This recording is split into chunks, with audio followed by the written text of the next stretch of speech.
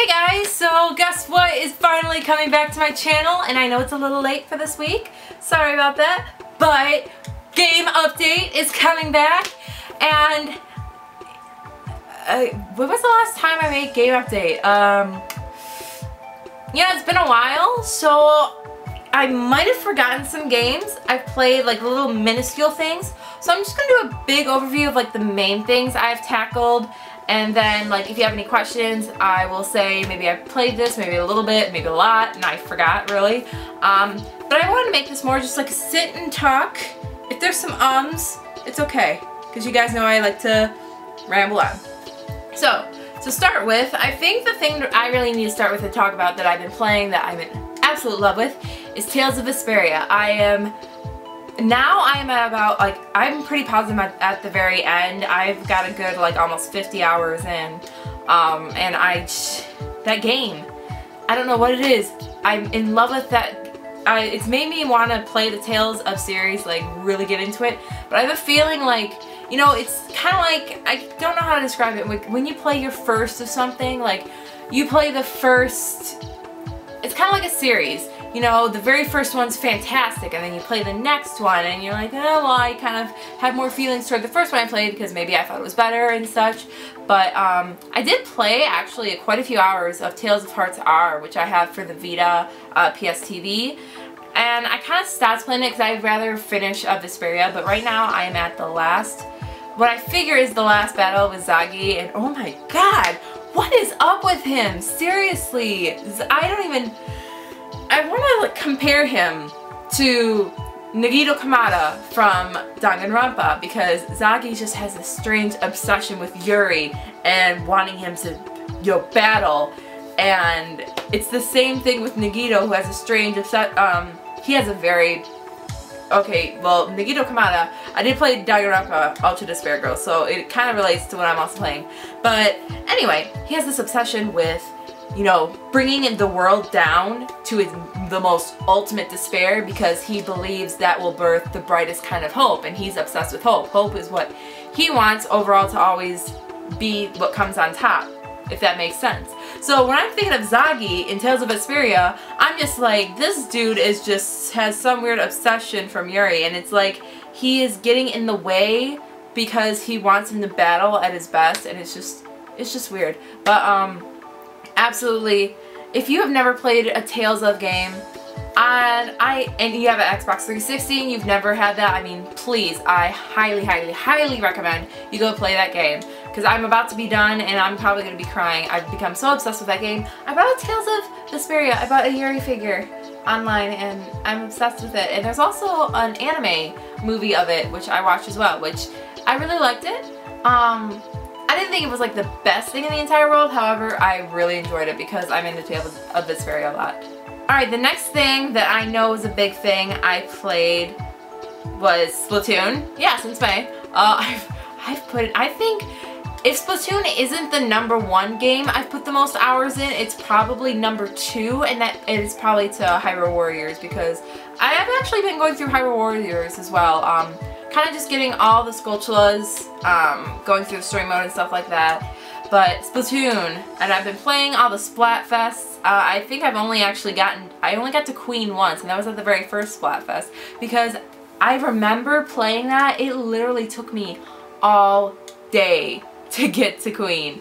And I really wish they would change that, because the rate to get to King or Queen seems very slow, especially if you get stuck with team members that might be losing with a lot. Like if you don't get paired with the best team and your team isn't winning, you can always get to King and Queen whether you win or lose. It's just how fast or slow you go. And I feel like if maybe they changed how fast you earn points, maybe if you earn them a little faster, because for sometimes I feel like, oh my gosh, I'm excited for Splatfest, but oh my gosh, I'm kind of bummed because I really would like to get Queen again, and it takes a while. So I really would like for them to possibly fix that mechanic.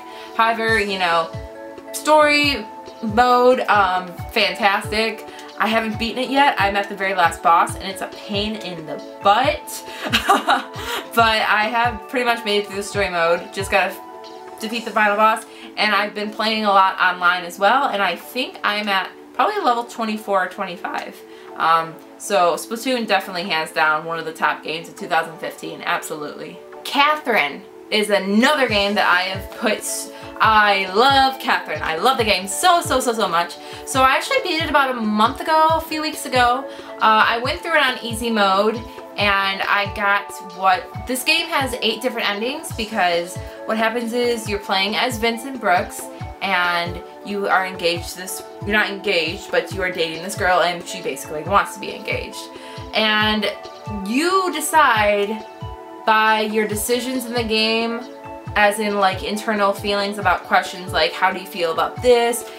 Like it's kind of like, I don't want to say it's a personality test, but it does ask you questions on, like one of the examples, do you think life begins or ends at marriage, you know, and depending on the answer, like saying it begins means like Vince has kind of like a better feeling of like being with who he wants to be with.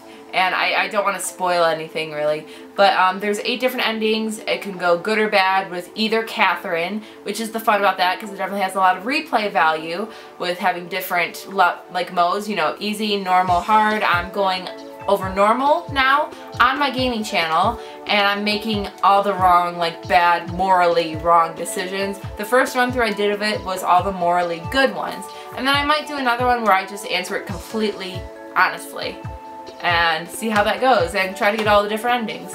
But I highly recommend that game. So much fun to play. I've had this thing for like puzzle games recently. I don't know why, but I absolutely love that game and I had so much fun with it, and I'm really looking forward to playing it again. If you do want me to keep that Let's Play up, just let me know in the comments down below and leave me suggestions for other games you would like me to play on my gaming channel. Then, you know, something we can talk about in Game Update. And then last but not least, I'm going to be definitely talking about this for a while.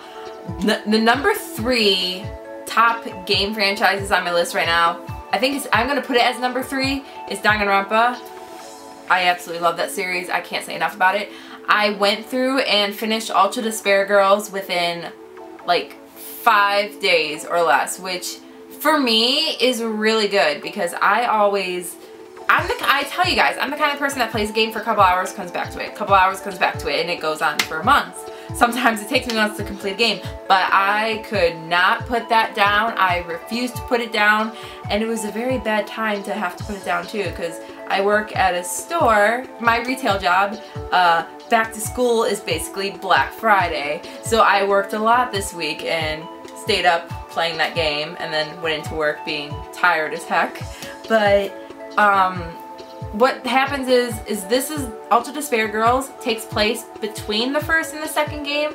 However, I highly recommend that if you do get into the series, play the first game, then play, which is Trigger Happy Havoc, then play Goodbye Despair, which is the second one in the series, and then play Ultra Despair Girls that takes place between those 2 games, because it does have spoilers for both games.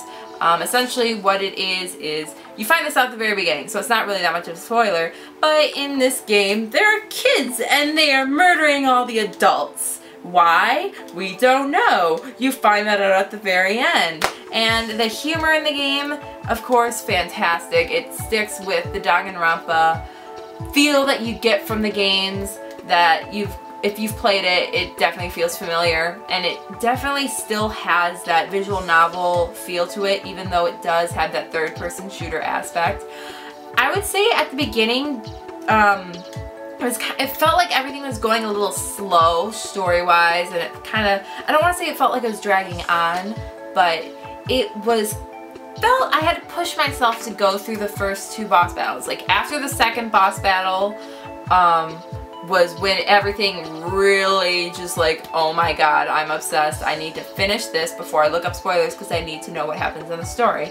And the ending was just, oh, I definitely highly recommend this game. Nothing else to say from that. And Nagito Kamada, as I was talking about, does make an appearance in this game as well. He plays a servant. He's like one of the teenagers, and he plays a servant to the kids. So you'll see how it definitely plays out. And I am going to be doing a cosplay of Nagito Kamada at Youmacon. I'm pretty excited about doing that. But those were the main things I really want to talk about for Game Update. Like I said, for the past 8 months, if I could recall it. Oh yeah, Pokemon Shuffle. I'm obsessed with that. I'm kind of ashamed to admit as well that I have donated a little bit of money for that game. I think I've maybe spent about $3 at the most going forward with like getting coins and trying to get through some levels.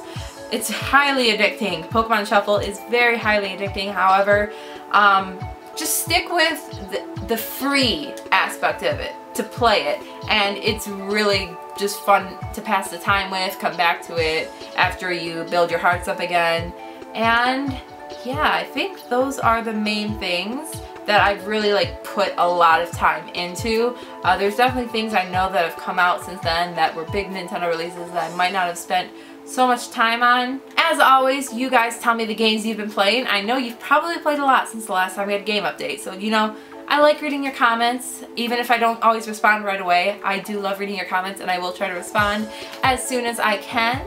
And if you are not yet subscribed to this channel, make sure you click that subscribe button down below because it'll let you know when I upload new videos. Also check out the lower box for Facebook, Twitter, Instagram, my social media, where I post when I pick things up, post about videos, other random things, maybe, you know, do social media things. Thank you guys so much for watching, and I'll see you for my next video. Bye!